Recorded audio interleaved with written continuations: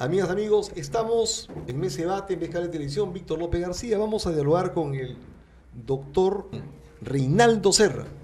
Él es presbítero de la Iglesia Presbiteriana de Pueblo Libre. Y vamos a conversar con él sobre el significado, la importancia, la proyección de la Semana Santa. ¿Cómo estás? Qué gusto estar acá en Pescable. El gusto es mío, Víctor. Gracias, encantado. Explícanos primero cuáles son los antecedentes, las bases y los fundamentos de la Semana Santa desde tu perspectiva de la iglesia que representas. Bueno, la Pascua, ¿no? Importante encontrar el significado de esta palabra. Para el pueblo hebreo, la Pascua representa el tránsito, digamos, de un estado a otro. El tránsito de la esclavitud, por la cual vivieron muchos años tras el imperio de Egipto. Y sin embargo, gracias a la obra de Dios Todopoderoso, pasan al tránsito de la libertad. Y por eso la celebración de la Pascua tiene además esos elementos. El animal que tiene que comerse y que representa pues la misericordia de Dios, el pan sin levadura que nos lleva a la historia del tiempo en el que los hebreos estuvieron bajo la esclavitud, las hierbas amargas también que muestran el tiempo en el que el pueblo hebreo estuvo sujeto y sometido a trabajos de gran esfuerzo. Pero por obra de Dios, por misericordia de Él, la Pascua representa ese estado o esa transición de la esclavitud a la libertad. Y eso es lo que tenemos que rescatar los cristianos hoy, por la obra de Cristo, que también estuvimos sujetos antes de nuestro Señor y sus méritos, sujetos y sometidos a la esclavitud de nuestra naturaleza pecaminosa. Pero por la obra de Dios y por la gracia del Señor, que amó tanto al mundo, envió a su Hijo Jesús para que Él pagase por nosotros y nos diera acceso a la libertad y a la vida eterna. O sea que el significado real y efectivo de la Pascua tiene componentes vinculados a los principios universales más conocidos y reconocidos por los seres humanos, ¿no? O sea, libertad, autonomía, independencia.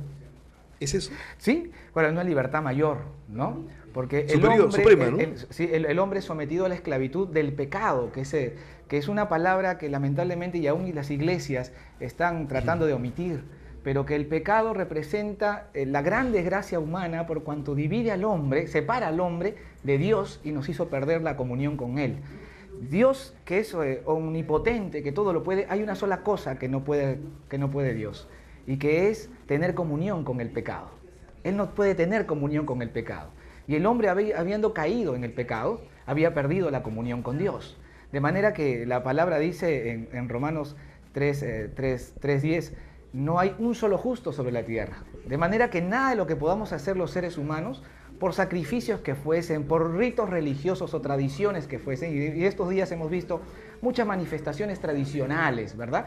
Pero nada de lo que haga el ser humano, y eso que lo que conocemos como religión, es apenas el intento que tiene el hombre de empinarse ante Dios, pero nada de eso puede hacer que vuelva a la comunión con Dios. Por eso es que Dios en su gracia y en su misericordia no nos da el pago que nos merecemos. La palabra dice que el pago del pecado es la muerte. Y no habiendo un solo justo, todos somos pecadores. Por lo tanto, lo que todos merecemos es la muerte. La muerte total, la muerte no solo corporal del cuerpo físico, sino la muerte espiritual también. Y Dios no pudiendo tener comunión con el pecado, necesita que este pecado sea pagado, expiado. Y esa es la obra de Jesucristo. Jesucristo, el Dios Hijo, siendo Dios, deja su trono para ser hombre como nosotros, venir a este mundo como nosotros, siendo 100% Dios y 100% hombre, para pagar por los pecados de la humanidad.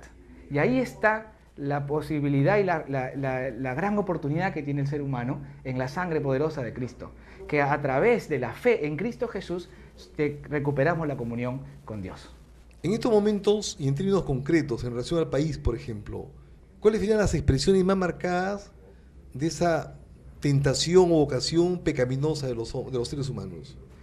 Bueno, por lo que podemos ver a nuestro alrededor, este es un programa de debate político comúnmente, vemos que uno de los elementos más efectivos que tiene el enemigo de Dios y por ende el enemigo del hombre para hacer pecar y para tentar al hombre es la codicia, ¿no? Y vemos que muchos de los males que giran alrededor, no solo de la política, sino en todos los planos de la vida, están siempre de alguna manera vinculados a la codicia, a ese deseo que tiene el ser humano de satisfacer siempre sus deleites personales, terrenales, y esto se consigue mucho más fácil a través pues, del dinero y del poder.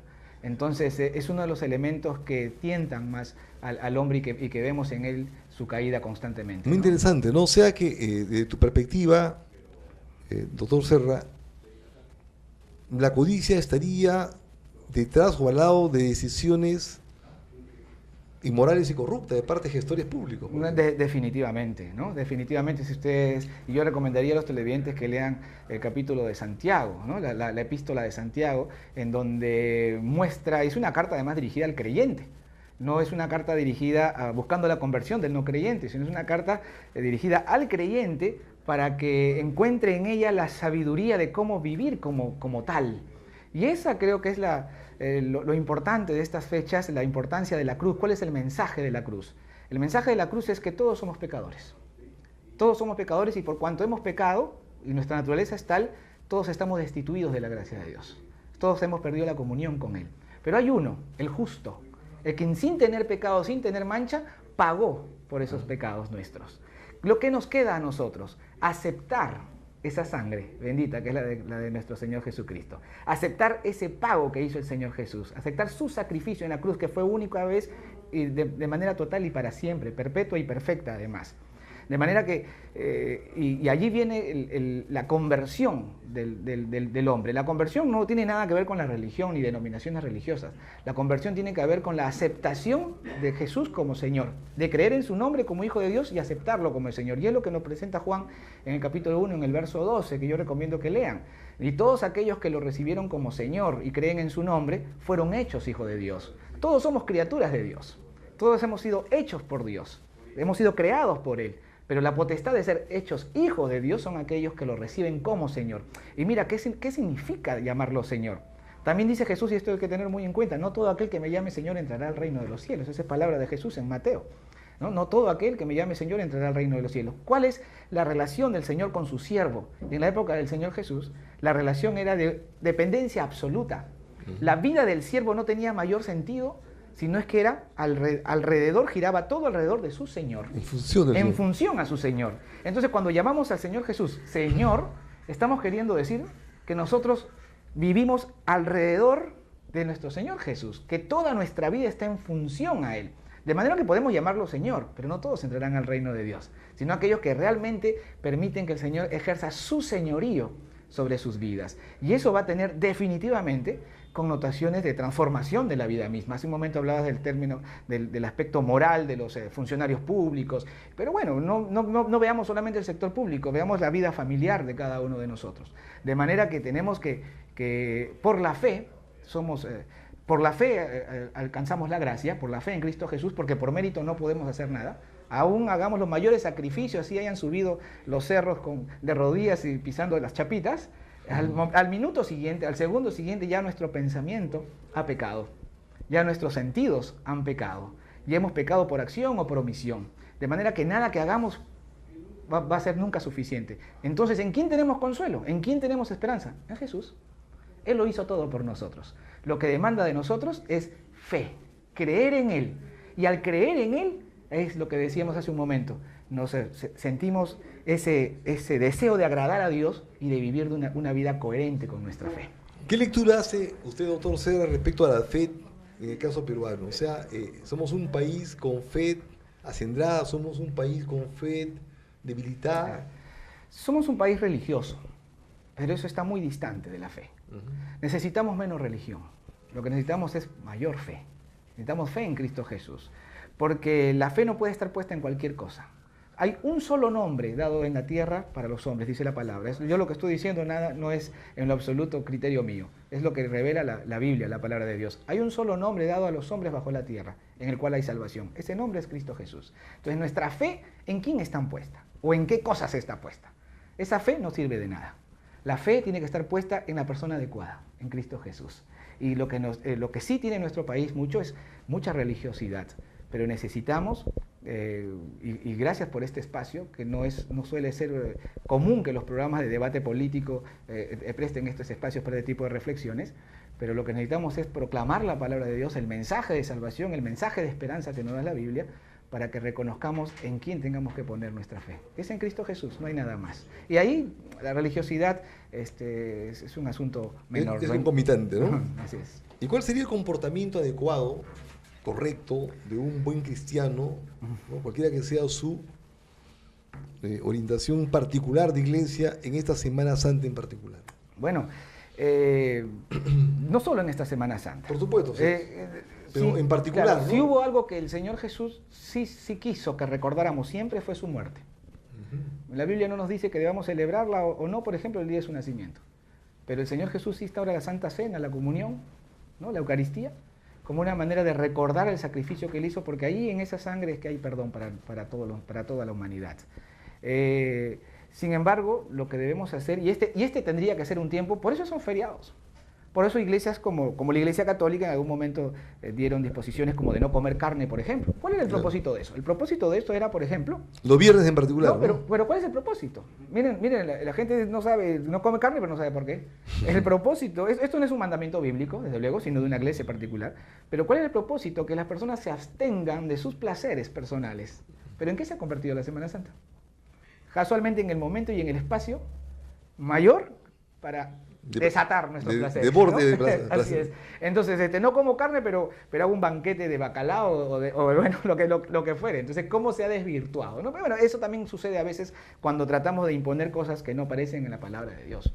Lo importante es que recordemos el sacrificio del Señor y nuestra vida tiene que ser una vida de coherencia. Yo hace un momento mostré a Santiago, ninguno de nosotros... De coherencia, dice. De coherencia. Ninguno de nosotros está en posibilidad de ser fiel a Dios. Ninguno, ni cristiano, ni evangélico, ni católico, no, indistintamente de eso. El poder y la gracia está en Él. Lo importante es en si tenemos o no esperanza en Él. ¿A quién tenemos por recurrir? Todos somos pecadores, pero ¿a quién tenemos a recurrir? La vez pasada decían que ante el fracaso de los políticos y los partidos, ¿verdad? Ante el fracaso de otros tipos de liderazgos, muchos están mirando de nuevo a la religión como una forma de poder volver a las raíces de lo más puro y lo más limpio que ha trascendido a la humanidad. ¿Piensas algo parecido? El Señor Jesús dijo que sobre Él ha sido dada toda la potestad, tanto en los cielos como en la tierra. De manera que Él es el Señor de la tierra, Él es el Señor de la vida y de la totalidad de la vida. Y los seres humanos nos hemos organizado. Vivimos en naciones, nos hemos organizado en Estado y la política es parte de la vida humana. De manera que el Señor también es el Señor de la política. Y hay que devolverle la política a quien le pertenece, al Señor también. Entonces yo sí creo que necesitamos políticos, hace un momento hablaban de convicciones, con convicción de fe, con una vida coherente de lo que se predica y de lo que se hace en medio de nuestras debilidades e imperfecciones. Tenemos a quién recurrir. De manera que sí, los creyentes tenemos que preocuparnos por el día a día. Santiago también demandaba una fe viva, una fe genuina que se vea en obras, que se vea en el servicio al prójimo, que se vea en el testimonio de vida, no una fe mística que solamente canta o solamente, no hablemos solo de la oración, sino de la oración, orando y haciendo. Y eso es lo que reclama la palabra de Dios. Y ya mencioné ya por tercera vez a Santiago. De manera que, y la política es una manera de servir, es una manera de mostrar el amor de Dios. Miren, yo recomiendo a quienes nos ven ahora, lean los Salmos, por ejemplo, y lean Proverbios. Los Salmos les va a ayudar mucho en su relación con Dios y los Proverbios les va a ayudar mucho en su relación con el hombre. Cuando al Señor Jesús le preguntan ¿cuál de todos los mandamientos es el más importante? Jesús responde, amar a Dios con toda tu fuerza, con toda tu alma, con todo tu corazón. Y inmediatamente el Señor Jesús continúa y dice, y el segundo es semejante. ¿Semejante a qué? Semejante en importancia, porque la pregunta fue ¿cuál era el primero de los mandamientos? Y dice, el segundo es amar al prójimo como a ti mismo. Interesante. De manera que nosotros podemos mostrar el amor a Dios a través del amor al prójimo. Tu mensaje final como presbítero de la Iglesia Presbiteriana de Pueblo Libre, como una persona, como un ser humano. Tenemos el mensaje de la cruz, que es un mensaje de esperanza, que ningún ser humano merece, por eso es gracia, gracia es regalo, Misericordia es que no se nos da el pago que nos merecemos. Merecemos la muerte porque somos pecadores, pero el Señor es misericordioso, no nos paga como nos merecemos, sino que en lugar de ello nos da su gracia, nos da su regalo de su Hijo Jesús para que a través de Él seamos salvos. Lo único que necesitamos es un corazón sinceramente arrepentido de haber vivido de espaldas a Dios. Nada más y solo eso. Porque a veces pensamos que la conversión es un caso para gente pues, que anduvo por caminos tenebrosos. No, basta con haber vivido de espaldas a la palabra de Dios como para que sea necesario para nosotros un acto de arrepentimiento. Y una oración sencilla. Háblale al Señor con sus propias palabras. Recíbalo como Señor. Pídale que Él ejerza señorío sobre su vida y la transformación de su vida va a llegar. Muy bien. Muchas gracias. Gracias a ti. Ha sido el doctor Reinaldo Serra, presbítero de la Iglesia Presbiteriana del Perú. Regresamos en unos instantes a Vizcaya Televisión en Mesa de Debate.